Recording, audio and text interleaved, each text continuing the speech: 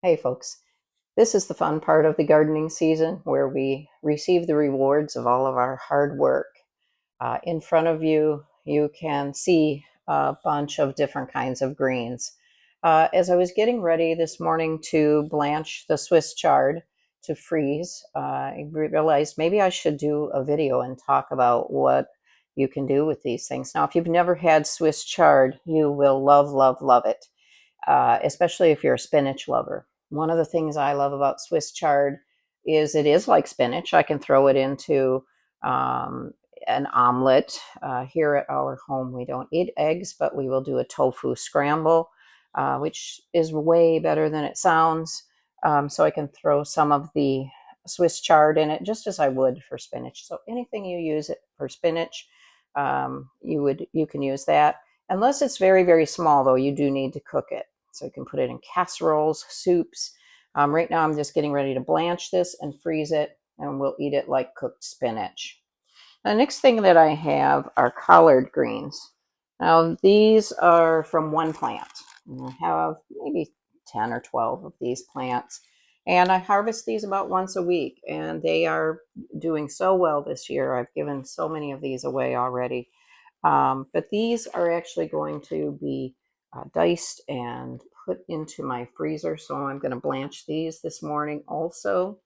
And then you can see right here, one of the things that I did is I don't eat a lot of gluten. And so yesterday I steamed up one of the collard leaves.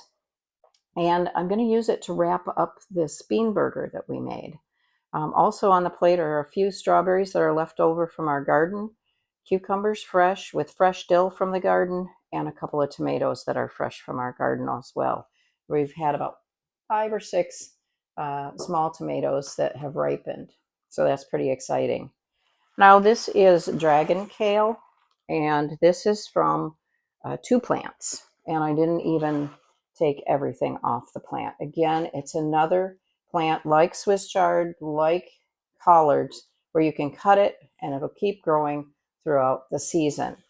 The next thing I have is also kale, but a different kind. This is more of the traditional type of kale, which is curly or curly vates.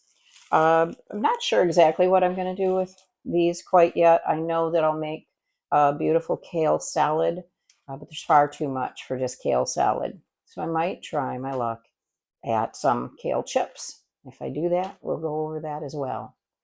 All right, well, I'm going to start blanching my Swiss chard now so I can get it in the freezer. I hope you're having happy garden. Just a quick addendum about blanching. Right now, I have my first batch of Swiss chard in the water. The directions that I find, I just Google, how do I preserve such and such? For Swiss chard, it says to blanch it for 2 minutes, which means throw it in a boiling water, let it boil for 2 minutes.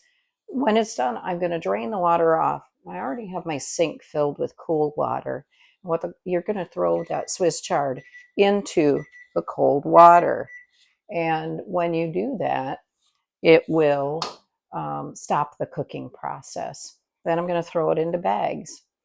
Before I got to this point, I actually washed the greens first, took the stem off because that's a little woody or thicker than this.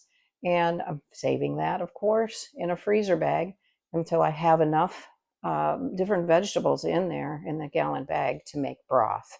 And this is pretty much how you're going to do collard greens and kale and anything that has a woody stem on it. Wash it up, save the stems for broth later, and then cut it to how you want it and blanch it up. I better get to this before it's too late.